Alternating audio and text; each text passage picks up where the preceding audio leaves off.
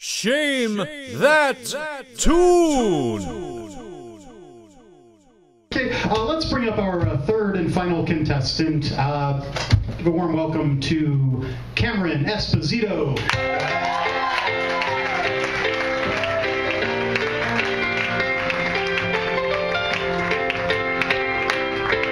Okay, give that wheel a good spin. Here we go. Round and round, the wheel of death goes. Where it stops. What do you want to hear, guys? Let's shout it out. Let's hear. Oh my God! Spirit and step. Bring up the living of the living years. I love that song. Mike and the Mechanics. The Mechanics. Hot duo. Hot duo. Yes. Okay, Cameron, you have 3 minutes to shame. On your mark, get set, shame. I had to wear an eye patch for 8 years of my childhood because I had crossed eyes. And it wasn't like a cool eye patch. Sometimes when I say that in the age of Wicker Park and Logan Square, some people like imagine like a black pirate patch with a thing around the head, but it was like a flesh tone Band-Aid material eye patch, came with a sticker on it. Did not look cool.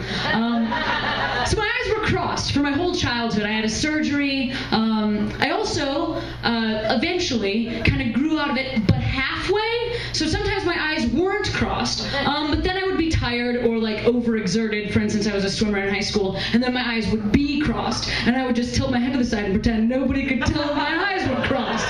And still go to the high school dance. It was fine. I was a hero in my own day. I want to fast forward. My story is actually a little bit from later in my life. It takes place in college, and so I did fine. I mean, I just always had crossed eyes that occasionally crossed, and then in college I was a theology major, which is why I'm now an atheist, and I went and I studied abroad in Rome. And now also, right before I had gone to study abroad, I had come out to my parents as the double denim lesbian that I am, and my parents were really Catholic, and they were very upset about it. I had to go to counseling. They weren't sure if I should go back to college, because like that's where the gays started, and it was that kind of a slippery slope for them. Literally, they were upset in high school because I had an Asian boyfriend, and then I went to school and I got to college. I got an Asian girlfriend. They were so pissed. So I went to study in Rome, and right before I left, I went to the eye doctor, and I was overprescribed for my contact lens prescription, which is very high. Like if we're going to do a prescription off right now, I have a negative 8.75. So if there's anybody here in the room that can beat it, all right, a couple people, I'm very proud of you.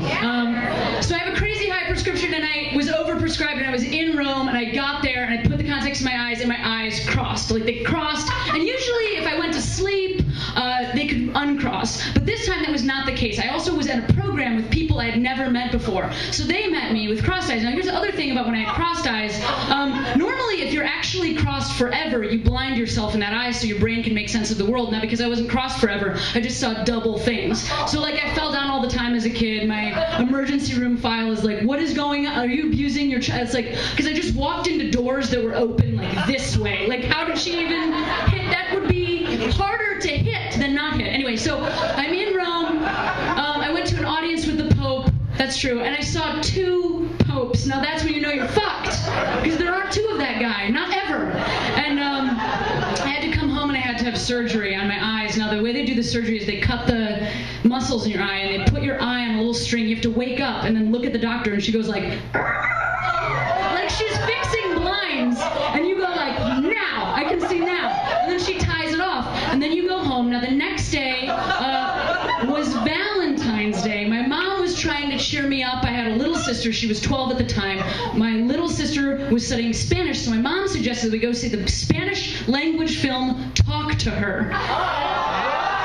Now if you've ever seen this movie, you know that they actually erected like a 50-foot tall vagina so that an actor can walk into the vagina and get lost. I will say that was the worst Valentine's Day of my entire life, because the only thing that was red was my bloody eye, and also my face, being a new lesbian sitting next to my mom watching a giant vagina. Because you know in her head she's like, she's really into this. And my little sister was with us too. She's still really good at Spanish. Thank you guys so much.